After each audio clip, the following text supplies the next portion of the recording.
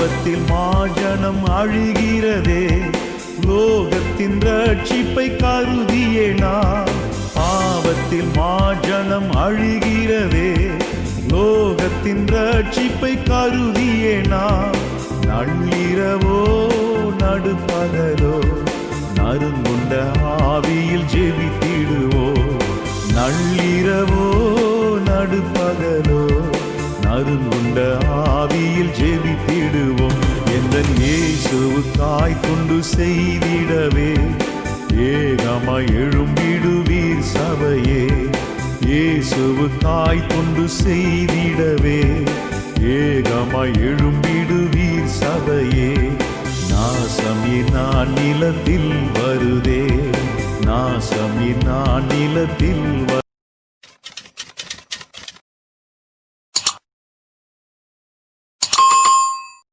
கர்த்தருடைய நாமத்தினாலே உங்களை வாழ்த்துகிறேன். கர்த்தர் உங்களை ஆசீர்வதிப்பாராக. பிலிப்பியர் 1ஆம் அதிகாரம் 27ஆம் வசனம் 28வது வசனம். நான் வந்து உங்களை கண்டாலும் நான் வராமல் இருந்தாலும் நீங்கள் ஒரே ஆவியிலே உறுதியாய் நின்று ஒரே ஆத்துமாவினாலே சுவிசேஷத்தின் விசுவாசத்திற்காக கூட போராடி இருக்கிறவர்களால் ஒன்றிலும் மருளாதிருக்கிறீர்கள் என்று உங்களை குறித்து நான் கேள்விப்படும்படி எவ்விதத்திலும் நீங்கள் கிறிஸ்துவின் சுவிசேஷத்திற்கு பாத்திரராக மாத்திரம் நடந்து கொள்ளுங்கள். நீங்கள் மருளாதிருக்கிறது அவர்கள் கெட்டு போவதற்கும் நீங்கள் ரட்சிக்கப்படுவதற்கும் அத்தாட்சியாக இருக்கிறது. இதுவும் தேவனுடைய செயலே. இதே வசனத்தை ஈஸி ரீடிங்ல நான் வாசிக்கிறேன் தமிழ்லயே. ஒன்றை மட்டும் மறந்து விடாதீர்கள், கிறிஸ்துவின் நற்செய்திக்கு ஏற்றவாறு நடந்து கொள்ளுங்கள். நான் உங்களை வந்து பார்த்தாலும், நான் வர முடியாத நிலையில் உங்களை பற்றி கேள்விப்பட்டாலும், நீங்கள் நற்செய்தியில் கொண்டுள்ள நம்பிக்கைக்காக ஒரு மனதோடு போராடி ஒரே உள்ளத்தோடு நிலைத்து நிற்கிறீர்கள் என்றும், எதிரிகள் முன் சற்றும் மருளாமல் இருக்கிறீர்கள் என்றும் நான் அறிய வேண்டும். இவ்வாறு நீங்கள் மருளாதிருப்பது அவர்களது அழிவுக்கும் உங்களது மீட்புக்கும் அறிகுறியாகும். இதுவும் கடவுளின் செயலே. அருமையான கர்த்தருடைய பிள்ளைகளே, அப்போஸ்தலனாகிய பவுல் பிலிப்பு சபைக்கு தான் கட்டப்பட்டவனாய் இருக்கும் போதும் அந்த சபையின் மேலே இருக்கிற கரிசனத்தின் அடிப்படையிலையும் பரிசுத்த ஆவியானவர் பின்வரும் காலங்களுக்கான செய்தியாகவும் எழுதியிருக்கிற இந்த நிருபத்திலே அவர் மிக தெளிவான ஒரு காரியத்தை வெளிப்படுத்துகிறார். அது தெளிவாக எழுதப்பட்டிருக்கிறது. எவ்விதத்திலும் நீங்கள் கிறிஸ்துவின் சுவிசேஷத்திற்கு பாத்திரராக மாத்திரம் நடந்து கொள்ளுங்கள். கவனியுங்கள், இந்த 2 வசனங்களின் அடிப்படையிலே நாம் இந்த செய்தியை தியானிக்கும் போது இந்த செய்திக்காக ஒரு தலைப்பு கொடுக்க வேண்டுமானால் உத்தம சபையின் அடையாளம் என்று சொல்லலாம். உத்தம சபையின் அடையாளம். இன்றைக்கு சபைக்கான அடையாளங்களாக மனிதர்களாலே பார்க்கப்படுவதெல்லாம் கட்டிடங்களும் கட்டிடங்களிலே செய்யப்பட்டிருக்கிற அலங்காரங்களும் அல்லது அந்த கட்டிடத்திற்கு உள்ளே செய்யப்பட்டிருக்கிற வசதிகளும் ஆடம்பரங்களும், இவைகளின் அடிப்படையிலே தான் சபையின் அடையாளங்கள் இன்றைக்கு தீர்மானிக்கப்படுகிறது.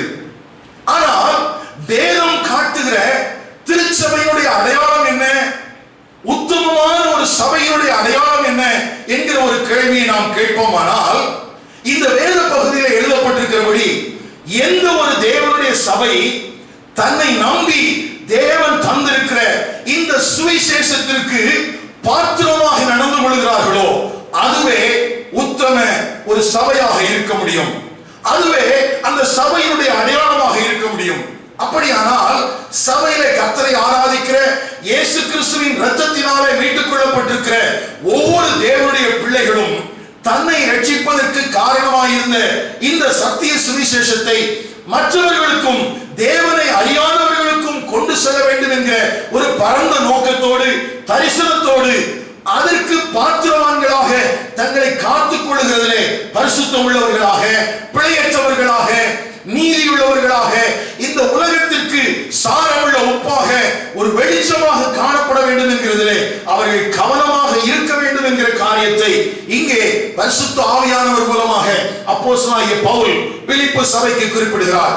கவனிங்கள், அங்கே எழுதப்பட்டிருக்கிற வார்த்தை என்ன?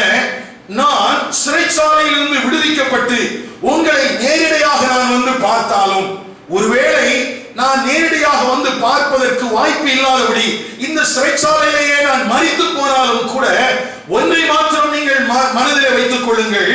நீங்கள் எல்லாரும் சேர்ந்து எப்படிப்பட்ட ஒரு வாழ்க்கை வாழ வேண்டும் என்கிற காரியத்தை தெளிவாக அங்கே பரிசுத்த ஆவியானவர் குறிப்பிட்டிருக்கிறார். என்ன செய்ய வேண்டுமா? நீங்கள் சுவிசேஷத்தின் மேல் உள்ள விசுவாசத்தின் நிமித்தம் ஒரு மனதோடு போராடி, முதலாவது காரியம், ஒரே உள்ளத்தோடு நிலைத்து நிற்க வேண்டும். அருமையான கர்த்தருடைய சபையே, நீங்களும் நானும் கர்த்தருடைய பந்தியிலே பங்கு வரும்போது தேவனோடு ஐக்கியம் உள்ளவர்களாகிறோம், ஒருவருக்கு ஒருவர் ஐக்கியம் உள்ளவராகிறோம் என்று வேதம் சொல்கிறது. அந்த அடிப்படையிலே நாம் எல்லாரும் ஒன்றாய் இருக்கிறோம். ஒன்றாய் இருக்கிற நாம் போராட வேண்டும் என்று வேதம் சொல்கிறது. ஒன்றாய் இருக்கிற நாம் நிலைத்து நிற்க வேண்டும் என்று சொல்கிறது. அப்படியானால் நீங்களும் நானும் ஒன்றாய் இருந்தால் மாத்திரம் போதாது, ஒன்றாய் இருந்து செயல்பட வேண்டிய பகுதிகளை குறித்து வேதம் திட்டமாக போதிக்கிறது. இதுவே ஒரு உத்தம சபையினுடைய அடையாளமாக இருக்க முடியும். அது மாத்திரமல்ல, நாம் ஒன்றாக இணைந்து போராடுகிறதுனாலே, ஒரே உள்ளத்தோடு நிலைத்து நிற்கிறதுனாலே நமக்கு சபைக்கு விரோதமான எதிரிகள் பயந்து அவர்கள் அழிக்கப்படுகிறார்கள் என்று எழுதப்பட்டிருக்கிறது. கவனிங்கள் ஐயா, சபை ஒரு மனதோடு போராடும் போது, சபை ஒரே உள்ளத்தோடு நிலைத்து நிற்கும் போது இந்த சபைக்கு விரோதமான எதிரிகள் அழிக்கப்படுகிறார்கள் என்றும் அதே நேரத்தில் நாம் மீட்கப்படுகிறோம் என்றும், இது தேவனுடைய செயல் என்றும் எழுதப்பட்டிருக்கிறது. அப்போ நான் என்ன செய்யணும்? அந்த செய்கிறதுனால எனக்கு என்ன ரிசல்ட் கிடைக்க போகுது? இந்த ரெண்டு வசனத்துக்குள்ள இந்த தெளிவான காரியங்கள் எழுதப்பட்டிருக்கிறது. கவனிங்கள் அருமையானவர்களே, வேதத்திலே நான் ஏற்கனவே உங்களுக்கு சொன்னது போல நாம் நம்மை அழைத்த தேவனுக்கு பாத்திரவான்களாக நடக்க வேண்டும். அதே போல நம்முடைய அழைப்புக்கு பாத்திரவான்களாக நடக்க வேண்டும்.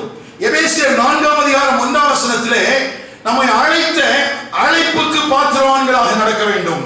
அப்படி பாத்திரவான்களாக நடப்பதற்கு மனத்தாழ்மை உள்ளவர்களாக, சாந்தம் உள்ளவர்களாக, நீடிய பொறுமை உள்ளவர்களாக, அன்புள்ளவர்களாக, ஒருமைப்பாடு உள்ளவர்களாக காணப்பட வேண்டும் என்று எழுதப்பட்டிருக்கிறது.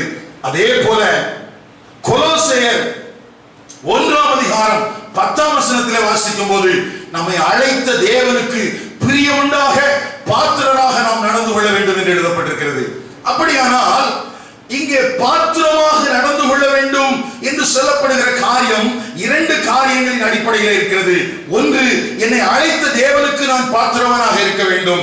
ரெண்டு, என்னை அழைத்த அழைப்புக்கும் பாத்திரவனாக இருக்க வேண்டும். அப்படியானால் என்ன அர்த்தம்?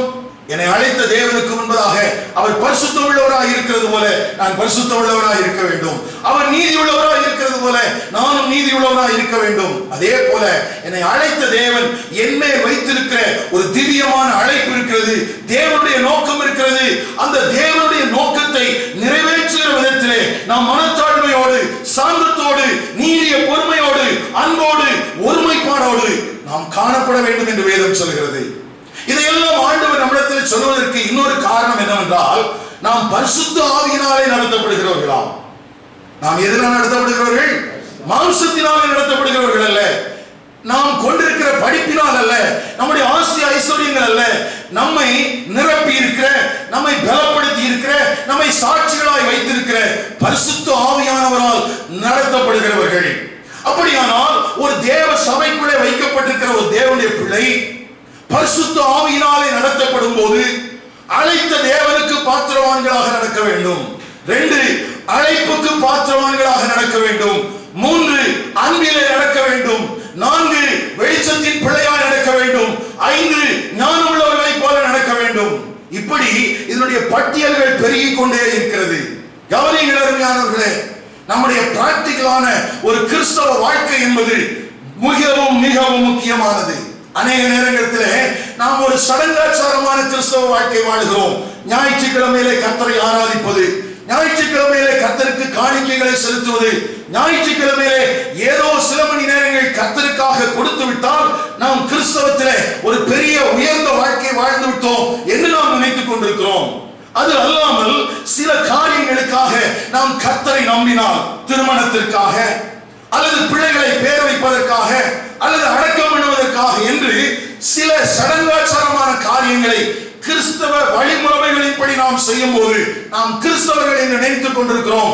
இல்லை, இயேசு கிறிஸ்துவின் இரத்தத்தினாலே மீட்டுக் கொள்ளப்பட்ட தேவ சபை இந்த உலகத்திலே ஒரு சாரமுள்ள உப்பாக வைக்கப்பட்டிருக்கிறது, ஒரு வெளிச்சமாக வைக்கப்பட்டிருக்கிறது. நீங்களும் நானும் நடக்க வேண்டிய வழிமுறைகள் வேதத்திலே சொல்லப்பட்டிருக்கிறது. இதுவே சத்துருடைய அழிவுக்கு காரணமாக இருக்க போகிறது. அப்படியானால் சத்துரு அழிக்கப்படுவதற்கு ஏற்ற விதத்திலே நீங்களும் நானும் நடக்க வேண்டும் என்பதை நாம் அறிந்திருக்கிறோமா?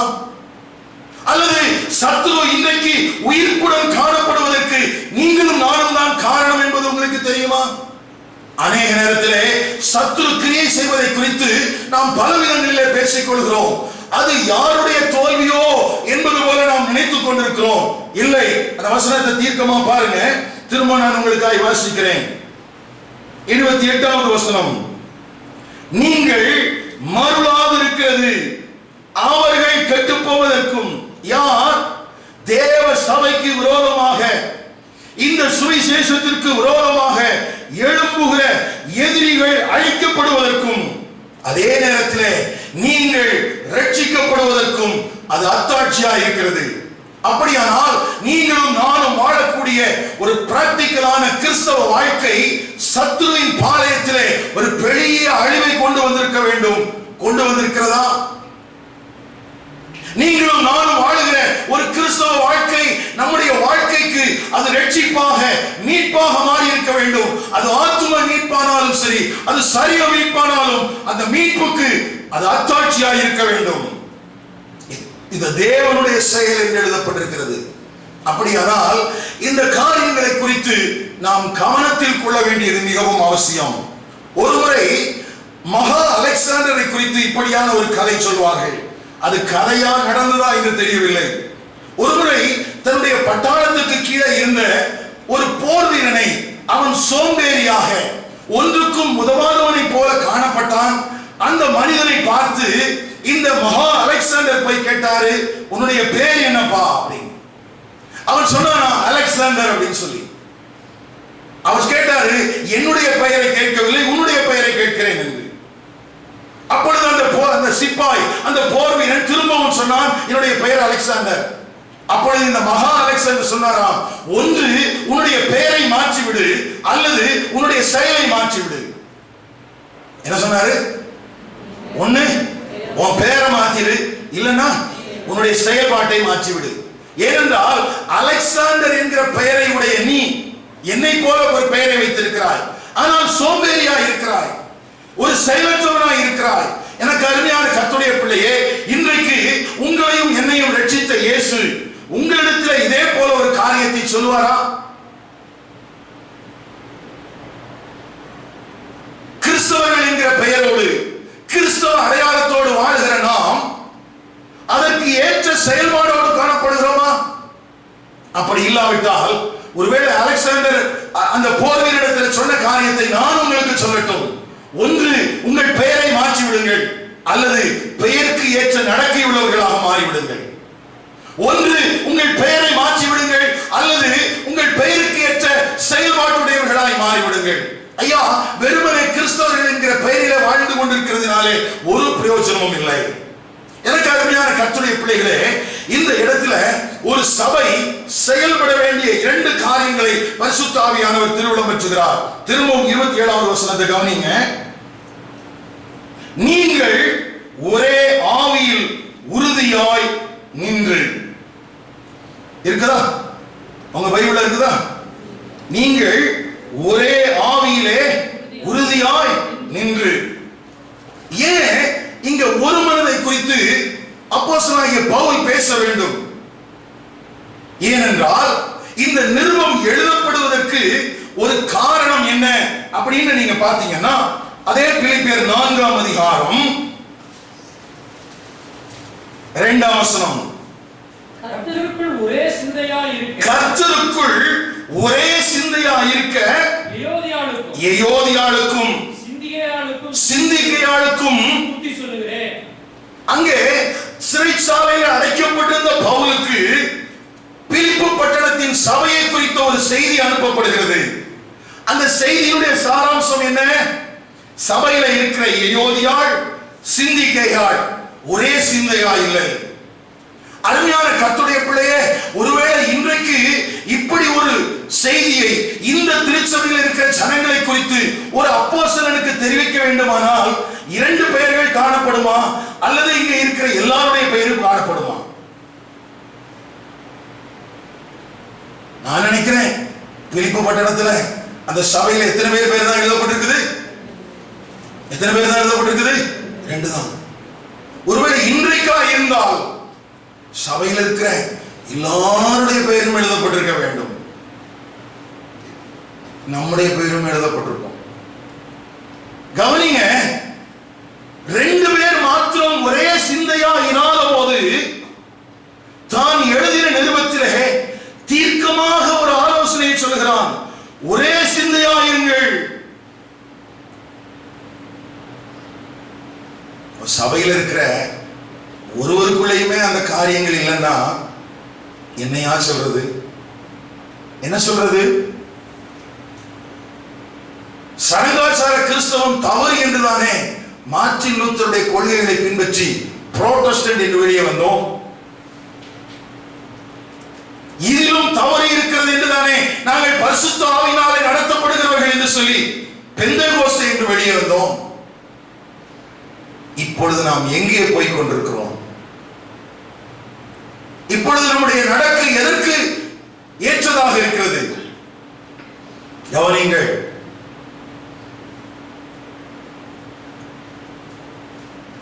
நடந்து கொள்ளுங்கள் என்கிற தலைப்பின் கீழாக ஒரு செய்தி பிரசங்கி இருக்குன்னா 10 காரியங்கள் இருக்குது. நான் ஏற்கனவே சொன்ன மாதிரி அன்பிலே நடந்து கொள்ளுங்கள், வெளிச்சத்தின் பிள்ளைகளை போல நடந்து கொள்ளுங்கள், ஞானமுள்ளவர்களைப் போல நடந்து கொள்ளுங்கள், மன திருப்தியோடு நடந்து கொள்ளுங்கள், மனத்தாழ்மையோடு நடந்து கொள்ளுங்கள், அழைப்புக்கு பாத்திரவான்களாக நடந்து கொள்ளுங்கள், பரிசுத்தத்தோடு நடந்து கொள்ளுங்கள். இப்படி எல்லாம் இருக்குது. ஆனா அதோடு சேர்ந்து இங்க ஒரு வார்த்தை எழுதப்பட்டிருக்குது. எதுக்கு பாத்திரமா? எப்படி நடந்து கொள்ளணுமா? சுவிசேஷத்திற்கு பாத்திரமாக. ஐயா, உங்களுடைய நடக்கை இந்த பிரதேசத்திலே நீங்கள் வசிக்கிற பகுதியிலே வாழுகிற ஜனங்கள் சுவிசேஷத்தை ஏற்றுக்கொள்வதற்கும் சுவிசேஷத்திலே அதை விசுவாசித்து அந்த நித்திய ராஜ்யத்தை நித்திய ஜீவனை சுதந்திரித்துக் கொள்வதற்கும் ஏதுவான விதத்திலே இருக்கிறதா என்பது மிகவும் முக்கியம். இந்த திருச்சபையின் ஐக்கியத்துக்குள்ளே புதிதாக ஒருவன் தேவனை அறியாதவனாக வரும்போது அந்த மனிதன் இந்த சுவிசேஷத்தை விசுவாசிப்பதற்கு உன்னுடைய நடக்கை, உன்னுடைய செயல்பாடு ஒரு ஏதுவாக இருக்குமா அல்லது இடறி போவதற்கு ஏதுவாக இருக்குமா? நம்ம நினைக்கிறோம் சுவிசேஷத்தின் விசுவாசம். என்ன இங்க சொல்லப்பட்டிருக்கிறது? என்ன? சுவிசேஷத்தின் விசுவாசம். அது ஈஸி ரீடிங்ல எப்படி எழுதப்பட்டிருக்கு? நற்செய்தியில் கொண்டுள்ள நம்பிக்கை. இந்த சுவிசேஷத்தின் மேல இருக்கிற அந்த விசுவாசத்தின் அடிப்படையில தான் நீங்களும் நானும் ரட்சிக்கப்பட்டோம். அந்த அடிப்படையில தான் சபைக்குள்ளே வந்தோம். அந்த அடிப்படையில தான் இன்றைக்கு வரைக்கும் கர்த்தர் நம்மை நடத்தி கொண்டு வருகிறார். அந்த நம்பிக்கையை மற்றவர்களுக்கு நாம் கடத்துகிறதிலே, அந்த நம்பிக்கை மற்றவர்களுக்கு எந்த விதத்திலும் கெட்டு போகாதபடிக்கு கடந்து போகிறதிலே நாமும் ஒரு பொறுப்புள்ளவர்களாக இருக்கிறோம் என்று வேதம் சொல்கிறது. கவனிங்கள், இதை அப்போஸ்தலனாகிய பவுல் மூலமாக பரிசுத்த ஆவியானவர் எழுதி வைத்திருக்கிறதற்கு காரணம் என்னவென்று கேட்டால் 1 தீமோத்தேயுவின் புஸ்தகம் 1ஆம் அதிகாரம் 11ஆம் வசனத்திலே அப்போஸ்தலனாகிய பவுல் தன்னை குறித்து, தன்னை நம்பி தேவன் தந்த ஒரு காரியத்தை குறித்து எழுதியிருக்கிறார்.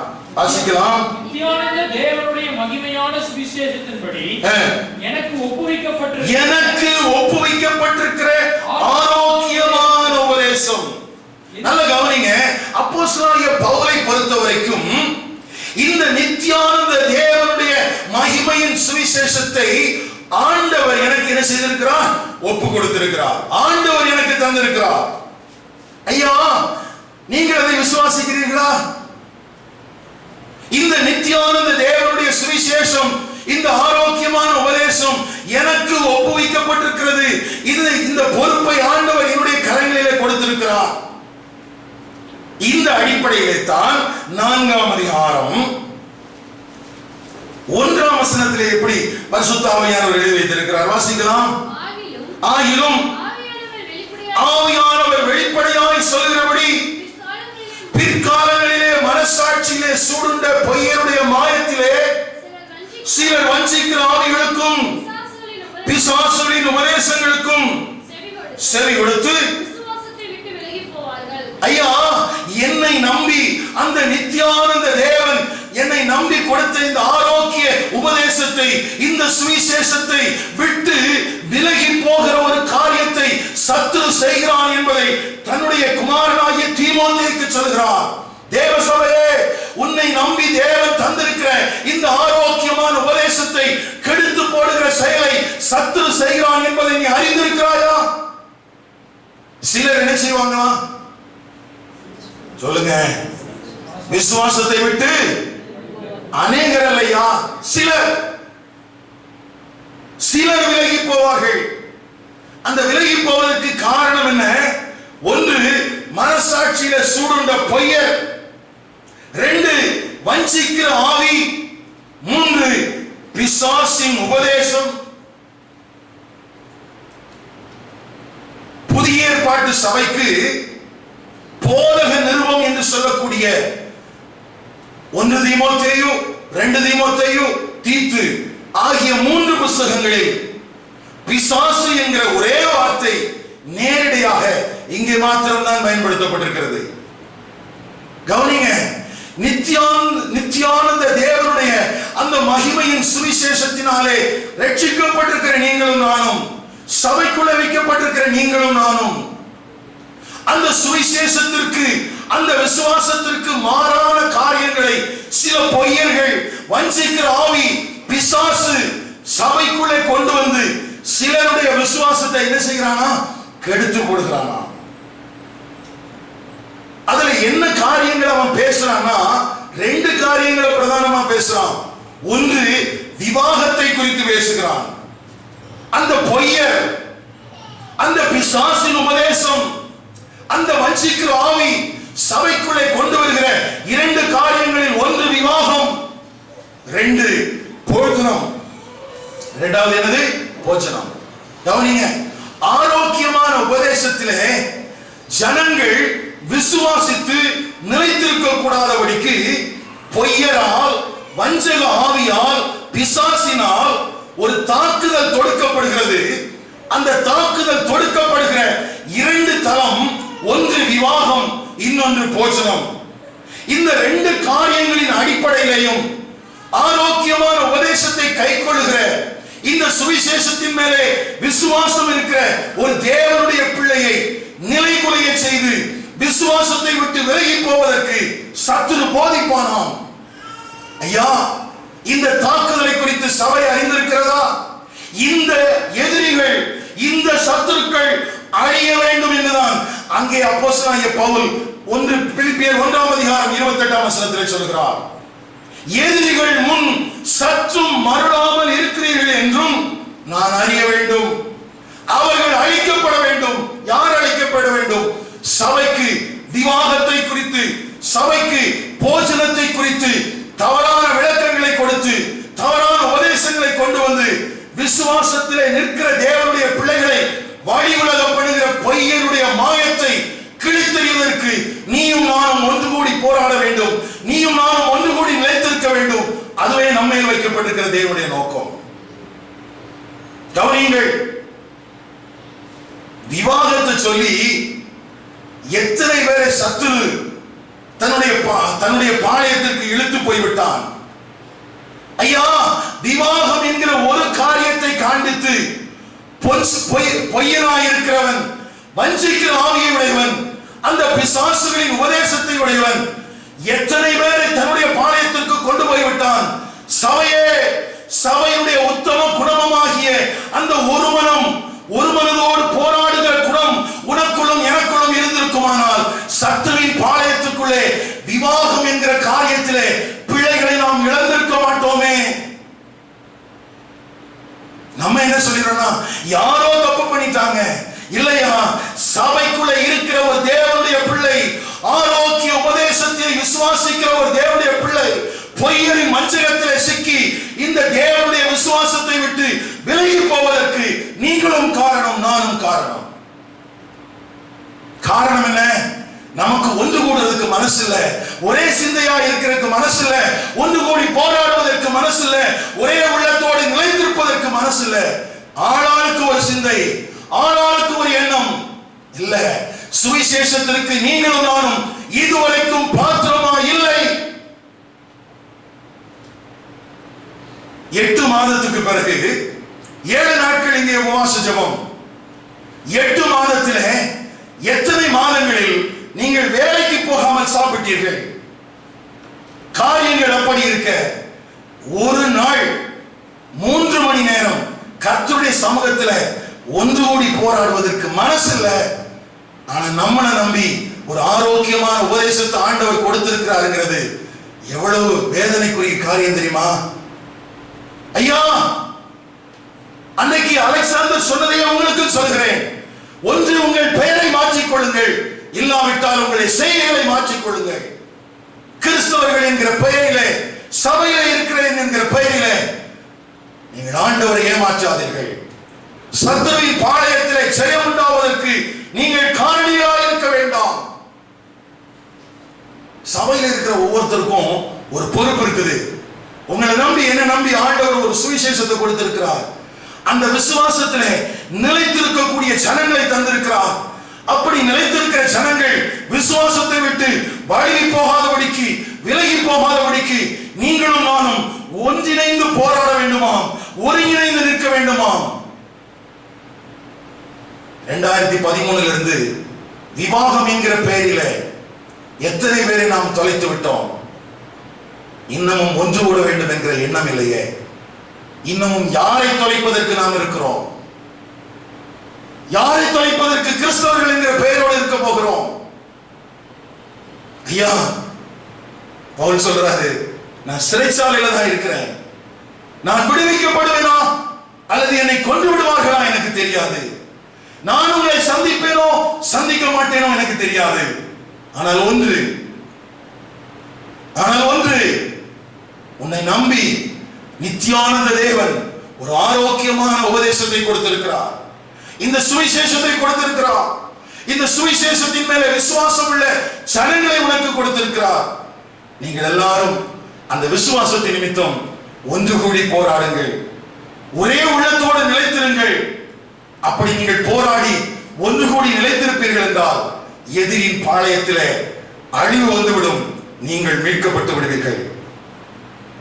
ஐயா, இவ்வளவு தெளிவா பரிசுத்த ஆவியானவர் தம்முடைய திருச்சபைக்கு திருவுளத்தை திறந்து காண்பித்திருக்கும் போது நமக்குள்ளே யோதியாளை போல, சிந்திகையாளை போல பலவிதமான சிந்தனைகள், யாருக்காகவோ உழைப்பது போல, யாருக்காகவோ வாழ்வது போல. ஐயா, இயேசு கிறிஸ்துவின் இரத்தத்தினாலே நீ அவரோடு இணைக்கப்பட்டிருக்கிறாய் என்றால், அவருடைய நாமம் தரிப்பிக்கப்பட்டிருக்கிற சக சகோதரனோடு உன்னால் எப்படி இணைய முடியாமல் இருக்கிறது? கம்யூனியன்ல சொன்னோம்ல, இயேசுவின் இரத்தத்தோடு இணைக்கப்பட்டிருக்கிற நான் எப்படி ஒரு மனம் இல்லாமல் வாழ முடிகிறது? இயேசுவின் சரீரத்துக்கு அடையாளமாக அப்பத்தை தின்றிருக்கிற நாம் எப்படி ஒரு மனதோடு போராடுவதற்கு மனமற்றவர்களாக இருக்கிறோம்?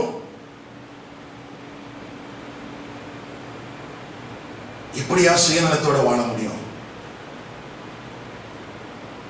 அங்க ஒரு பெரிய பிரச்சனைய பரிசுத்த ஆவியானவர் அங்க டீல் பண்ணிட்டு இருக்கிறார். 2 வசனம் தான். பொய்யரும் வஞ்சிக்கிற ஆவியினாலும் பிசாசினுடைய உபதேசங்களினாலும் சபைக்குள்ளே 2 விதமான காரியங்களை கொண்டு வந்து விசுவாசத்தை விட்டு ஜனங்கள் வழுகி போவதற்கு காரணமாயிருப்பார்களாம். விவாகம் பண்ண வேண்டும் என்று இருக்கிறவனை விவாகம் பண்ண வேண்டாம் என்றும், விவாகம் பண்ண வேண்டாம் என்று இருக்கிறவனை விவாகம் பண்ண வேண்டும் என்றும், தேவ சித்தத்தின்படி விவாகம் செய்ய வேண்டும் என்று இருக்கிறவனை தேவ சித்தத்தின்படி அல்லாமல் நடத்துவதற்கும் வஞ்சிக்கிற ஆவிகளும் பிசாசுடைய உபதேசங்களும் பொய்யனுடைய கூட்டங்களும் துணிந்து செயல்படும் போது தேவனை அறிந்திருக்கிற நீங்களும் நானும், தேவனுடைய பொறுப்பை கரங்களில் வைத்திருக்கிற நீங்களும் நானும் அசதியாய் வாழ்வதனாலே, ஒரே சிந்தையா இராததினால் அல்லவா நம்முடைய பாளையத்தில் இழப்புகள். எத்தனை பேரால இந்த வார்த்தையை ஒத்துக்கொள்ள முடிகிறது? எத்தனை பேரால் ஒத்துக்கொள்ள முடிகிறது? என்னுடைய தவறுதான். சிலர் விசுவாசத்தை விட்டு விலகி போவதற்கு நான் ஒரு காரணம். எனக்குள்ள என்ன? நான் யார் தெரியுமா? நான் உன் கூட ஒண்ணு சேரணுமா? என்னுடைய படிப்பு தெரியுமா? என்னுடைய அந்தஸ்து தெரியுமா? நான் எத்தனை பேருடைய கிறிஸ்தவன் தெரியுமா? இப்படியே பேசிட்டு இருந்தா நீ ஒரு நாள் விலகி போயிருவ தெரியுமா? அதுக்குதான் உன்னை தனியா சத்துரு வச்சுட்டு இருக்கிறான் தெரியுமா?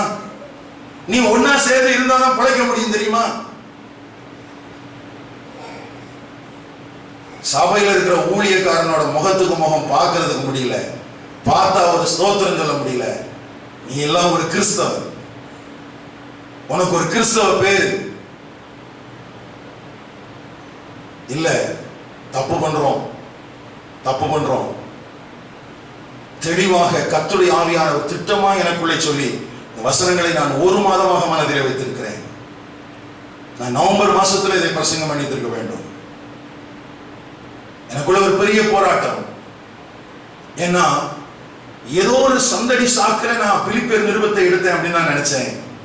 ஆனா இது என்னை நம்பி தேவன் தந்த பொறுப்பில் நடக்கிற குறைகளை சுட்டி காட்டுவதற்காக என்பதை நான் உணர ஆரம்பித்த போது உடைந்து போனேன். ஐயா, பிற்காலங்களிலே இப்படியெல்லாம் நடக்கும் என்று அப்போஸ்தலனாகிய பவுல் தீமோத்தேயுக்கு எழுதி கொடுத்திருக்கிறாரு. தீமோத்தேயு மூலமா நமக்கு வந்துருச்சு. அங்க எப்படி எழுதப்பட்டிருக்கு பாருங்க, 3ஆம் வசனத்துல 1 தீமோத்தேயு 4:3.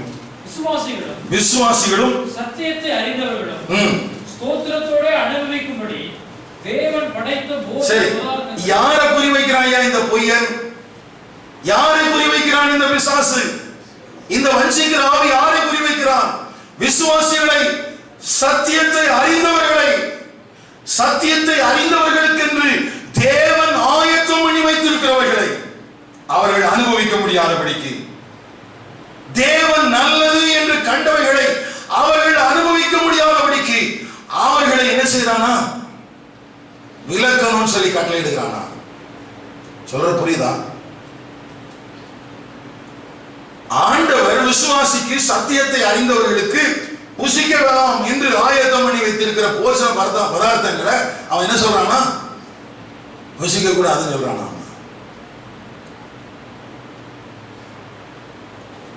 அது சொல்லிட்டு 6ஆம் வசனத்தில் எப்படி எழுதியிருக்குது? இவைகளை நீ சகோதரருக்கு போதித்து வந்தால் விசுவாசத்திற்குரிய வார்த்தைகளிலும் நீ அனுசரித்த நற்போதகத்திலும் தேறினவனாகி இயேசு கிறிஸ்துவுக்கு நல்ல ஊழியக்காரனாக இருப்பாய். நான் நினைக்கிறேன் இந்த செய்தியை கேட்டுட்டு நீங்க என்ன சொல்ல போறீங்களோ எனக்கு தெரியாது.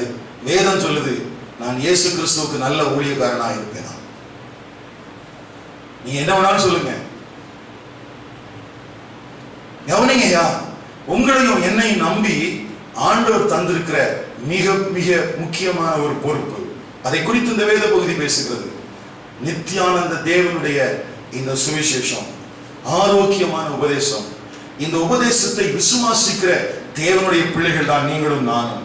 இப்படி விசுவாசிக்கிற நீங்களும் நானும் இந்த விசுவாசத்திலே தொடர்ந்து நிலைத்திருக்க கூடாதபடிக்கு ஏதோ ஒரு விதத்திலே அப்படின்னு நம்ம சொல்லிட முடியாது. குறிப்பா 2 பகுதிகள் சொல்லப்பட்டிருக்கிறது. ஒன்று விவாகம், இன்னொன்று போஜனம். இந்த 2 காரியங்களை குறிவைத்து வஞ்சகமான உபதேசங்களை நுழைத்து நீ ஆரோக்கியமான உபதேசத்தில் நிலைத்திருக்க கூடாதபடிக்கு, நீ இந்த நித்தியானந்த தேவனுடைய இந்த மகிமையின் சுவிசேஷத்தில் நிலைத்திருக்க கூடாதபடிக்கு உன்னை உலகில் செய்வதற்கு ஒரு எதிரி போராடி கொண்டிருக்கிறான். அவன் ஜெயம் எடுத்துக் கொண்டிருக்கிறான். அந்த பாளையத்திலே தான் இருக்கிறாய். இப்பொழுது உனக்கு இருக்கிற ஒரே ஆப்ஷன், ஒண்ணு அந்த எதிரிட்ட சரண்டர் ஆகணும், இல்லைன்னா எதிரியோட போராடணும். நீங்க என்ன செய்ய போறீங்க? என்ன செய்யலாம்? விசுவாசத்தை விட்டு விலகி போயிடலாமா? இல்ல விசுவாசத்துக்காக போராடலாமா? வார்த்தையில சொன்னா பத்தாது, உங்களுடைய செயல்ல வேணும். இனி வரும் காலங்களில் ஆகிலும் இந்த சுவிசேஷத்தின் மேல விசுவாசத்தோடு இருக்கிற ஜனங்களை வழிவிலக பண்ணுகிற சத்துருடைய கரங்களில் இருந்து மீட்கிற பொறுப்பில நான் போராடுவேன் என்கிற ஒரு துணிவுள்ள ஒரு கூட்டம் தேவை. ஐயா, 2 பேர் ஒரே சிந்தையா இராவிட்டால் அது சத்துருவின் பாளையத்திலே ஒரு பாதிப்பையும் கொண்டு வர முடியாது என்றுதானே இந்த நிருபம் எழுதப்பட்டிருக்கிறது.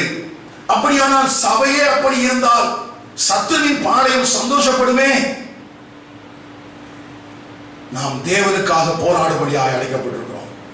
கவனிங்க, அப்போஸ்தலனாகிய பவுல் இன்னொரு காரியத்தையும் வேதத்தில் எழுதி வச்சிருக்கிறார். தேவ ஜனங்களை குறித்து பேசும்போதெல்லாம் 2 உவமானம் பயன்படுத்தப்பட்டிருக்கிறது. ஒன்று விளையாட்டு வீரர்களைப் போல, ஒன்று என்னது? விளையாட்டு வீரர்களைப் போல, இன்னொன்று போர் சேவகர்களைப் போல. இந்த 2 உவமானமும் தேவனுடைய பிள்ளைகளுக்கு பயன்படுத்தப்பட்டிருக்கிறது. எங்க இருக்குது? வாசிக்கலாமா? 2 தீமோத்தேயு 2ஆம் அதிகாரம். ஆதலால் என் குமாரனே, நீ இல்ல 3ஆம் வசனம் வாசிங்க. நீயும் இயேசு கிறிஸ்துவுக்கு நல்ல போர் சேவகனாய் தீங்கு அனுபவி. இங்க என்ன, யாரை குறித்து பேசுறாரு? போர் சேவகன்.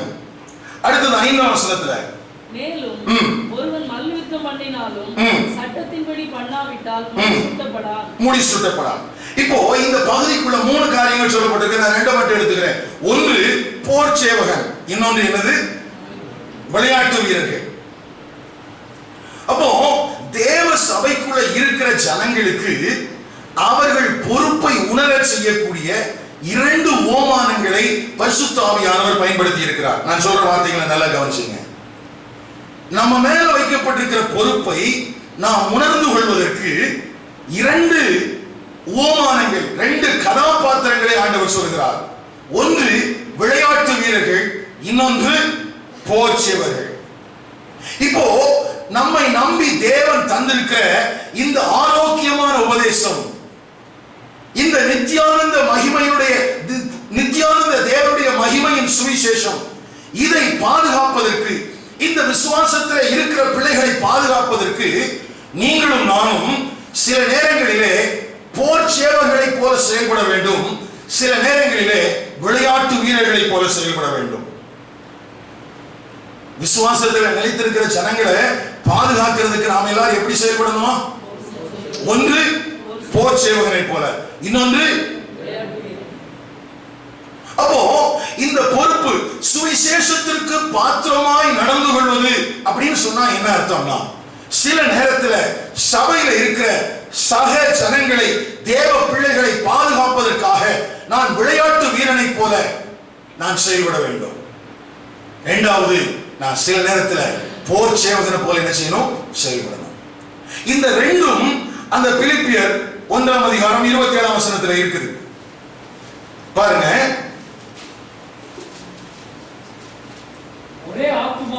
ஒரே ஆத்துமாவினாலே சுவிசேஷத்தின் விசுவாசத்திற்காக கூட போராடி. இப்ப போராடின்னு எழுதப்பட்டிருக்கிறதுனால நம்ம உடனே போர் சேவகன் நினைச்சிடக்கூடாது. இந்த இடத்துல ஒரு விளையாட்டு வீரனை போல striving together, நாம் எல்லாரும் இணைந்து ஒரு அணியில ஒரு ஃபுட்பால் மேட்ச்ல ஒரு 7-ஓ 11-ஓ விளையாடுறவங்க டிஃபென்சிவ்லயும் அஃபென்சிவ்லயும் ரொம்ப கவனமா இருப்பாங்க. தன்னுடைய சைடுல கோல் விழுந்து விடக்கூடாது என்கிறதுலையும், எதிரணிக்கு கோல் அடிக்க வேண்டும் என்கிறதுலையும் அங்கே இருக்கிற 7 அல்லது 11 வீரர்களும் ஒரே கவனமாக இணைந்து தங்கள் கரங்களில் இருக்கிற பந்தை பாஸ் பண்ணி எப்படியாவது கோல் போட்டதில் என்ன செய்வாங்க? கவனமா இருப்பாங்க.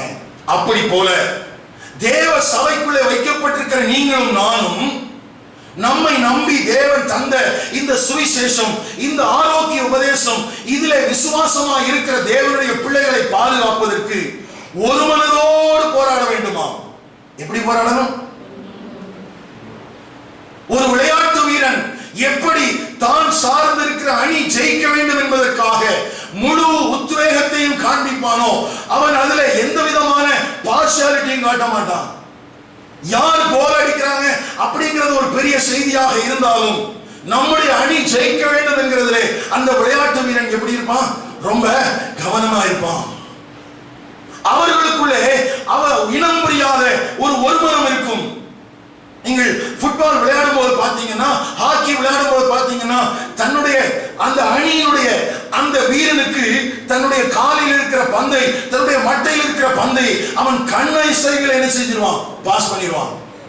எதிரினுடைய கரங்களிலே, எதிரினுடைய கால்களிலே அது பட்டுவிடக் கூடாது என்கிறதிலே அந்த அணியில் இருக்கிற ஒவ்வொரு வீரனும் கவனம் உள்ளவனாக இருப்பான். அப்படி போல நீங்களும் நானும் ஒரு மனதோடு போராடுகிறவர்களாக இருக்க வேண்டும். எதற்கு விரோதமாக?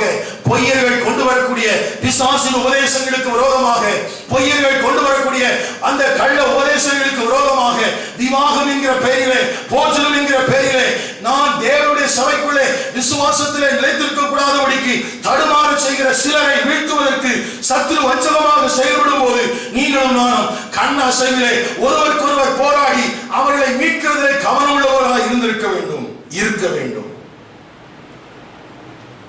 அப்போ நமக்கு நம்ம ஒரு இப்படிப்பட்ட ஒரு களத்தில் நிற்கிறோம்னு தெரிஞ்சிருக்கணும். இப்படி ஒரு பிரச்சனை உள்ள போயிட்டு இருக்குன்னு தெரிஞ்சிருக்கணும். இதுல எனக்கு ஒரு பொறுப்பு இருக்குன்னு தெரிஞ்சிருக்கணும். இதுல என்னுடைய பங்களிப்பு தேவை அப்படிங்கறத நம்ம தெரிஞ்சிருக்கணும். அப்படி தெரிஞ்சிருந்தா ஒருத்தருக்கு ஒருத்தர் எப்படி இருப்போம் சொல்லுங்க. 2ஆம் அதிகாரம், பிலிப்பியர் 2ஆம் அதிகாரம் 2ஆம் வசனம். நீங்கள் ஏக சிந்தையும் ஏக அன்புள்ளவர்களாய் இருந்து இசைந்த ஆத்துமாக்களாய் ஒன்றையே சிந்தித்து என் சந்தோஷத்தை நிறைவாக்குங்கள். ஐயா, நீங்கள் பல தரப்பு ஜனங்கள், பலவிதமான பின்னணியத்தை உடையவர்கள். ஆனால் ஒன்றை புரிந்து கொள்ளுங்கள், உங்களையும் என்னையும் இந்த நித்தியானந்த தேவனுடைய சுவிசேஷம் ஒன்று சேர்த்திருக்கிறது.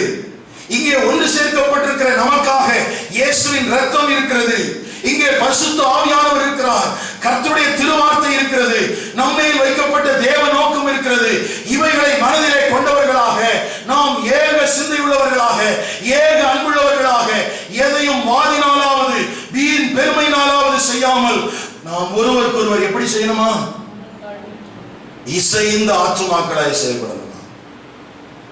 அப்ப சபைக்கு வருகிற நம்முடைய டார்கெட் என்ன? சபைக்குள்ளே பொய்யனுடைய வஞ்சகத்தினாலே ஒருவரும் வீழ்த்தப்படக்கூடாது என்கிறதிலே ஒரு போராட்ட குணமுள்ளவர்களாக. இப்பெல்லாம் பாத்தீங்கன்னா ஃபுட்பால் விளையாடுறது இல்லை. இந்தியாவில் நம்ம அதுக்கு டீமே இல்லை. என்னவோ இந்த உலகத்துல என்ன நடக்குதோ அதுதான் சில நேரத்தில் சபையிலையும் நடந்துருது. ஃபுட்பால்லாம் விளையாட சின்ன வயசுல இருந்து படித்ததுனாலும் விளையாண்டதுனாலும் அந்த டீமை ஒரு மேனேஜ் பண்ணக்கூடிய ஒரு வாய்ப்பையும் ஆண்டவர் எனக்கு தந்திருந்ததுனாலும் இந்த காரியத்தை என்னால் அப்சர்வ் பண்ண முடியுது. ஆனா கிரிக்கெட் மாத்திரமே பார்த்து ஸ்நாக்ஸை காலி பண்ணி பழகின உங்களுக்கு நான் சொல்ற காரியம் கொஞ்சம் வியப்பா இருக்கு. ஏன்னா அங்கே 9 பேர் சும்மா உட்கார்ந்துட்டு இருக்கும்போது, அவன் ஹாயா உட்கார்ந்து டிவி பார்த்துட்டு இருக்கும்போது 2 பேர் மட்டும் போராடிட்டு இருப்பான். எத்தனை பேர் போராடிட்டு இருப்பான்? தமிழ் அதுக்கு நல்ல பேர் வைக்கணும்னா சோம்பேறிகளின் விளையாட்டு. அதை பார்த்துட்டு நம்ம மைண்ட் செட்டுக்கு என்ன ஆயிடுச்சுன்னா, 2 பேர் போராடும் போது நாம எல்லாம் எப்படி இருக்கிறோம்? டிவி பார்த்துட்டு மீன் பிடிக்க போறோம்.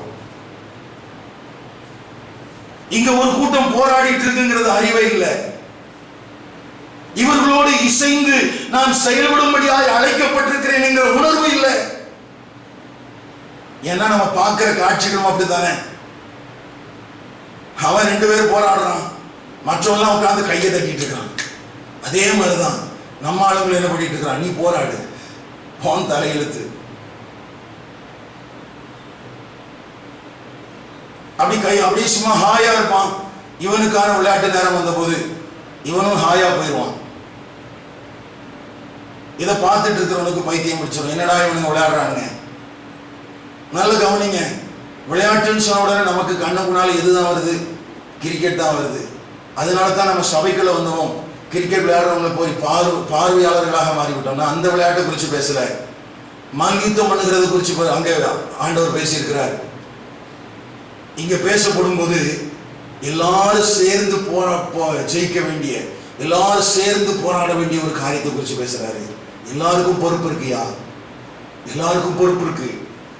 யோசிச்சு பாருங்க, அந்த சபையில ஒரு 50 பேர் இருந்திருப்பாங்கன்னு வச்சுக்கோங்க. யெயோதியாலும் சிந்திக்கிறாள் மட்டும்தான் ஒரே சிந்தையா இல்லை. ஆனா அதை கூட தனியா பவுல் குறிப்பிட்டு காட்டுறாருன்னா, அப்போ 48 பேர் ஒரு மனம் இருந்தா பத்தாது. 2 பேரும் எப்படி இருக்கணும்னு ஆண்டவர் எதிர்பார்க்கிறாரு, ஒரு மனதோடு எதிர்பார்க்கிறாரு. 48 பேர் இருக்கிற இடத்துல 8 பேரை தவிர 40 பேர் ஒரு மனம் இல்லை இருந்தா எப்படியா சத்துருவின் பாளையத்தில் அழிவு உண்டாக்க முடியும்? எப்படியா வஞ்சகனுடைய உபதேசத்திலிருந்து நாம் ஜனங்களை காக்க முடியும்? எப்படி நம்மை நம்பி தந்த பொறுப்பில் நாம் உண்மையுள்ளவர்களா இருக்க முடியும்? இல்ல, நம்ம தப்பு பண்றோம். தயவு செய்து சொல்லுகிறேன், இந்த சுவிசேஷத்தை பெற்றிருக்கிற நீங்களும் நானும் இதுக்கு பாத்திரமா நடந்து கொள்ளணும்னா நமக்குள்ள இருக்கிற எல்லா சுயத்தையும் விடணும், எல்லா ஈகோவையும் விடணும், ஒருவருக்கு ஒருவர் இசைந்து செயல்படணும். அப்படி செயல்பட்டாதான் நம்ம பாளையத்துல சத்துருடைய ஆதிக்கத்தினால விசுவாசத்தை விட்டு வழுகி போகிறவர்கள் நிற்பார்கள். அப்படி நம்ம போராடுறதுனாலதான் சத்துருவின் பாளையத்தில் ஒரு பெரிய அழிவு உண்டாகும், பொய்யர்களுடைய பாளையத்தில் ஒரு அழிவு உண்டாகும், பிசாசின் உபதேசங்களை கொண்டு வருகிறவருடைய பாளையத்தில் ஒரு அழிவு உண்டாகும். அப்படி இல்லைன்னா ஆமா கொண்டு போயிட்டா என்ன செய்யறது? சரி, இப்ப அடுத்தது விசுவாசத்திற்கு ஒரு மனதோடு என்ன செய்யுங்க? போராடுங்க. அடுத்து என்ன சொல்லிருக்கு பாருங்க, எதிர்க்கிறவர்களால் ஒன்றிலும் மறலாது இருக்கிறீர்கள் என்று உங்களை குறித்து நான் கேள்விப்படும்படி எவ்விதத்திலும் நீங்கள் கிறிஸ்துவின் சுவிசேஷம் இல்ல, அதுக்கு முன்னாலே 24 வசனத்துடைய முதல் பகுதி நான் வாசிக்கிறேன் பாருங்க. நீங்கள் ஒரே ஆவியிலே உறுதியாய் நின்றுங்கள். Stand firm as a soldier. ஒரு போர் சேவகனை போல நீங்கள் என்ன செய்யுங்கள்? ஒரே ஆவியிலே உறுதியாய் நில்லுங்கள். அப்போ சபையில இந்த சுவிசேஷத்திற்கு பாத்திரவங்களாய் நாம் நடந்து கொள்ள வேண்டுமானால், ஒன்று ஒரு போர் சேவகனை போல நாம் என்ன செய்யணுமா? ஒரே ஆவியில உறுதியா நிற்கணும். இரண்டாவது, விளையாட்டு வீரனை போல நாம் என்ன செய்யணும்? போராடணும். இந்த ரெண்டும் இணைந்து நம்ம செயல்பட ஆரம்பிச்சிட்டோம்னா நம்ம எதுக்கு பாத்திரமான நடக்கிறோம்னு அர்த்தம்? சுவிசேஷத்திற்கு. நல்ல கவனிங்க, இந்த ரெண்டும் இல்லாம நீங்க எவ்வளவு ஆவிக்குரிய குணாதிசயங்களோடு இருந்தாலும் நீங்கள் சுவிசேஷத்திற்கு பாத்திரராக நடக்கவே முடியாது. இந்த ரெண்டு காரியத்திலையும். அதனாலதான் புதிய ஏற்பாட்டு ஊழியத்துல சபை முக்கியம். ஏன் இன்னைக்கு அநேக இண்டிபெண்டன்டான ஊழியங்கள் ஆரம்பிக்கப்படுகிறது? சுவிசேஷர்கள் பேரிலே, தீர்க்கதரிசிகள் பேரிலே, அப்போஸ்தலர்கள் என்கிற பேரிலே, இப்படி அநேக தனித்தனி குழுக்கள் பிரிக்கப்படுகிறார்களே. ஏன்? அது தேவனுடைய சித்தமா? இல்லை. தேவ சபையோடு இணைந்து செயல்படுகிற ஊழியங்கள் தான் புதிய ஏற்பாட்டு சபையில இருக்க வேண்டும். ஐயா, உங்களை நம்பி தந்த பொறுப்பிலே நீங்கள் எந்த பகுதியில் வேண்டுமானாலும் செயல்படுங்கள். ஆனால் நீங்கள் இணைந்து நிற்க வேண்டிய ஒரு பகுதி இருக்கிறது, அது சபையிலே தான் இருக்கிறது. அந்த பொறுப்பை ஆண்டவர் உங்களுக்கு சபையில வைத்திருக்கிறார். சபையிலே உங்களை நம்பி தேவன் தந்த பொறுப்பை நீங்கள் நிறைவேற்றாமல் நீங்க வெளியில போய் என்னத்தை சாதிச்சாலும் ஒரு பிரயோஜனம் இல்லையா? அது எப்படி இருக்கும்னா, ஜான் ஏறுறது முளம் சேர்க்கிறது. நீங்க ஒரு பக்கத்துல பிரயாசப்பட்டு வருவீங்க, ஆனா இன்னொரு பக்கத்துல ஓட்ட போயிட்டு இருக்குன்னு அர்த்தம். ஒரு பக்கத்துல நீங்க உழைக்கிறீங்க தனிப்பட்ட விதத்துல, ஆனா இன்னொரு பக்கத்துல எல்லாம் கீழே போயிட்டு இருக்குது. இங்க தனியா போராடுறது இல்ல, இங்க எல்லாரும் சேர்ந்துதான் போராடணும், இங்க எல்லாரும் சேர்ந்துதான் இருக்கணும்.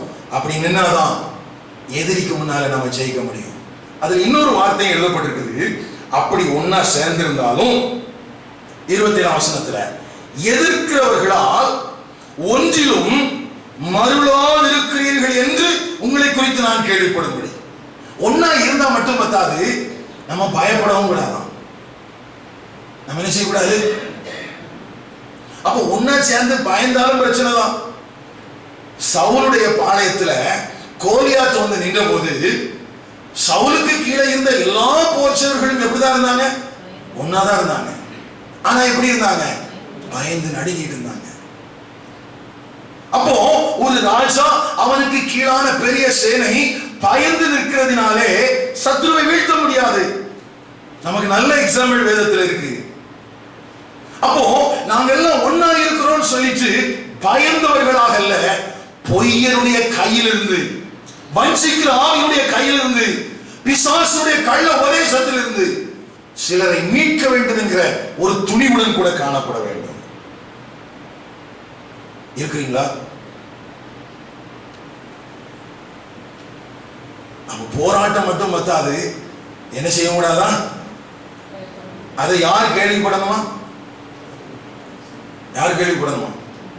எவ்விதத்திலும் உங்களை குறித்து நான் கேள்விப்படும்படி எவ்விதத்திலும் நீங்கள் கிறிஸ்துவின் சுவிசேஷத்திற்கு பாத்திரராக மாத்திரம். அப்போ அந்த டீம்ல இணைந்து போராடும் போது, ஒரே ஆவியில நிலைச்சு நிற்கும் போது, நீயா நானாங்கிறதல்ல பிரச்சனை. சத்ரு தோற்கடிக்கப்படுகிறானா, சத்ருவின் பாளையத்தில் அழிவு உண்டாகிறதா என்பதுதான் முக்கியம். நான் எத்தனையோ தருணத்தில் உங்ககிட்ட நான் சொல்லியிருக்கிறேன், நீங்க ஜெயிச்சாலும் பரவாயில்ல, நான் ஜெயிச்சாலும் பரவாயில்ல, பிசாசு ஜெயிக்கிறதுக்கு துணை போகாதீங்க. திரும்பவும் சொல்றேன், நீங்க ஜெயிச்சாலும் பரவாயில்ல, நான் ஜெயித்தாலும் பரவாயில்ல. அந்த விக்டரி கேம்பெயின்ல உங்களுக்கு ரிவார்டு கிடைச்சா பரவாயில்லையா, பிசாசு ஜெயிக்கிறதுக்கு விட்டுறாதீங்க. உங்களுக்கு இருக்கிற போட்டியில, உங்களுக்குள்ள இருக்கிற போட்டி மனப்பான்மையில, ஈகோல, மாம்ச வெறியில நீ பிசாசு ஜெயிக்கிறதுக்கு விட்டுறாத.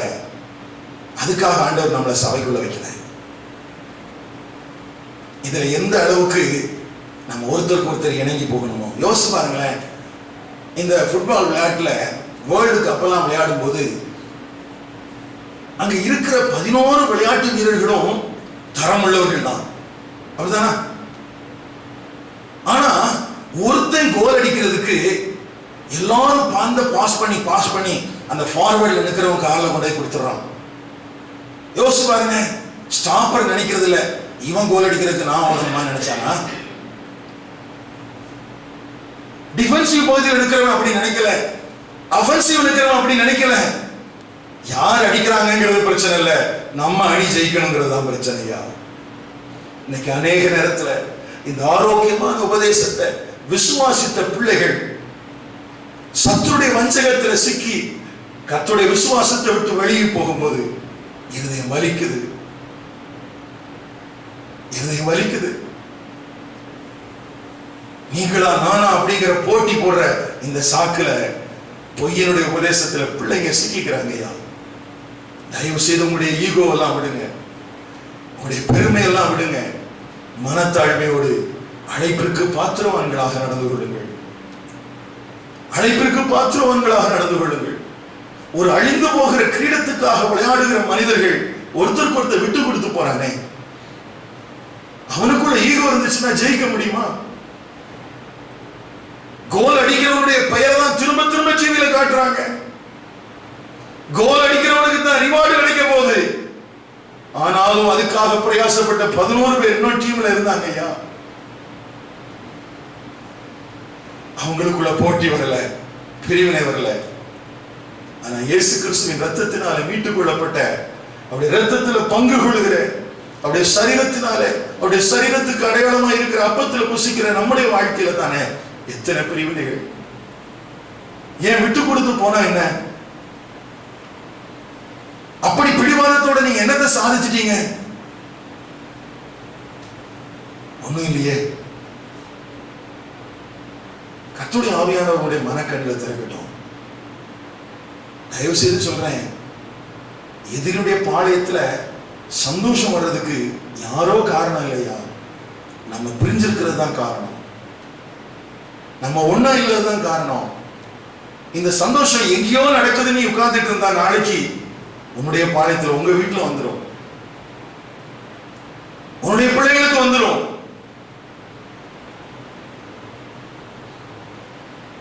எனக்கு என்ன, யாரோ செய்யட்டும் அப்படின்னு உட்கார்ந்து இருந்தா என் பாளையத்திலே நாளைக்கு ஏதாவது வந்துருவியா அப்படின்னா நான் பொறுப்பு உணர்ந்தவனாக நான் ஒன்று சேர்ந்து போராடுகிறதுல, ஒன்று சேர்ந்து நிற்கிறதுல நான் கவனமா இருந்தேன்னா வேதம் சொல்லுது, நீங்கள் மருளாதிருக்கிறது அவர்கள் கெட்டு போகிறதற்கும் அப்படின்னு இருக்குது. நான் ஈஸி ரீடிங்ல வாசித்தேன் இல்லையா, அதுல எப்படி இருக்குது, இவ்வாறு நீங்கள் மருளாதிருப்பது அவர்களது அழிவுக்கும் உங்களது மீட்புக்கும் அறிகுறி. நாம் மீட்கப்படுவோம் என்பதற்கு அது அறிகுறி. விவாகம் என்கிற பேரிலே, போஜனம் என்கிற பேரிலே கள்ளன் வந்து உபதேசத்தை கள்ளத்தனமா உள்ள கொண்டு வந்து விசுவாசத்துல ஒரு சிலரை வலுவ கொண்டு போற காரியங்கள் நிறுத்தப்பட்டு விட்டால் உங்களுடைய ரட்சிப்புக்கு அது அடையாளம். யாருக்கு அடையாளம்? ஆமா, நீங்க மீட்கப்படுவீர்கள் என்பதற்கு அடையாளம். பாவத்திலிருந்து மீட்கப்பட்ட நீங்கள் சரீரத்திலே மீட்கப்படுவீர்கள் என்பதற்கு அது அத்தாட்சியாக இருக்கிறது. இதுவும் தேவனுடைய செயலே. அப்ப எடுத்துக்கொள்ளப்படுவேனா இல்லையா அப்படிங்கிறதுக்கு அங்க இடமே இல்லை. இந்த காரியத்தில் உறுதியா இருந்தா அவருடைய வருகையில நான் கைவிடப்படாம எடுத்துக்கொள்ளப்படுவேன். ஒருவேளை இந்த வசனத்தை குறித்து நான் படித்துக் கொண்டிருக்கிற போது இன்னொரு வசனம் எனக்கு ஞாபகம் வந்துச்சு. அப்போஸ்தலனாகிய யோவான் எழுதின நிருபம், 3வது நிருபம், 3 யோவான் 3ஆம் அதிகாரம் 4ஆம் வசனம். என் பிள்ளைகள் சத்தியத்திலே நடக்கிறார்கள் என்று 3வது வசனம். சகோதரர் வந்து நீ சத்தியத்தில் நடந்து கொள்கிறாய் என்று உன்னுடைய உண்மையை குறித்து சாட்சி கொடுத்த போது மிகவும் சந்தோஷப்பட்டேன். என் பிள்ளைகள் சத்தியத்திலே நடக்கிறார்கள் என்று இரண்டாம் வசனம் நமக்கு நல்லா தெரியும். பிரியமானவனே, உன் ஆத்துமா வாழ்கிறது போல எல்லாவற்றிலும் வாழ்ந்து சுகமா இருக்க நான் வேண்டுகிறேன்.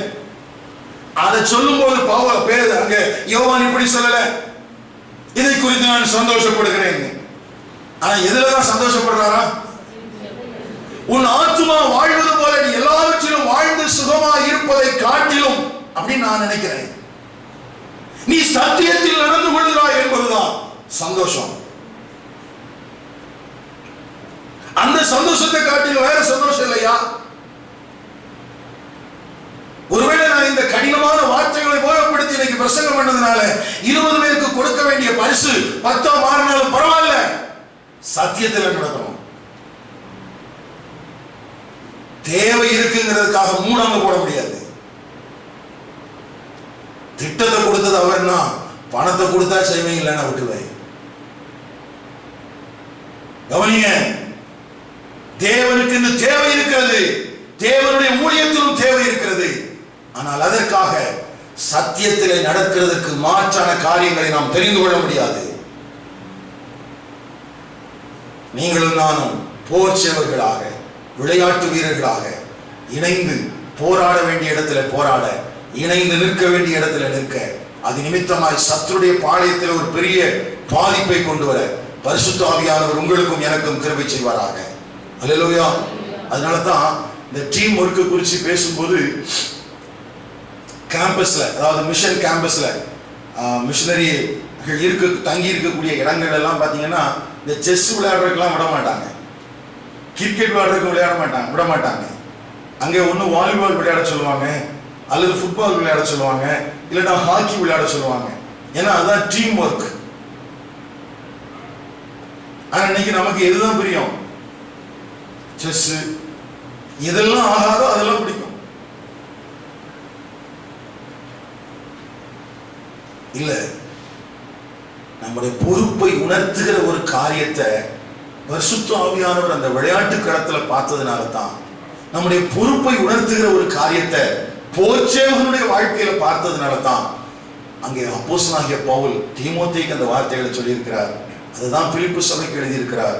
உத்தம சபையின் அடையாளமாக காணப்பட வேண்டியது என்னவென்றால், நீங்கள் ஒரு போர் சேவகனை போல ஒரே ஆவியோடு நிலைத்து நிற்கிறவர்களாய் இருக்க வேண்டும்.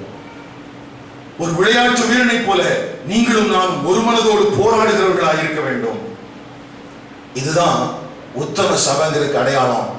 கட்டிடம் அல்ல அடையாளம், இங்கே இருக்கிற அலங்காரம் அல்ல அடையாளம், வெளியே தோற்றமளிக்கக்கூடிய விளக்குகள் அல்ல நம்முடைய அலங்காரம். அடையாளம், நம்முடைய அடையாளம் நாம் எல்லாரும் ஒன்னா இருக்கிறோங்கிறது. இசைந்த ஆத்துமாக்களாய் ஒன்றோடு ஒரு மனதோடு போராடி ஒன்றையும் மாதினாலாவது வீண் பெருமையினாலாவது செய்யாமல் மனத்தாழ்மையோடு செய்யறதுக்கு தேவன் நமக்கு கிருபை தருவாராக. எழுமி நிற்போமா?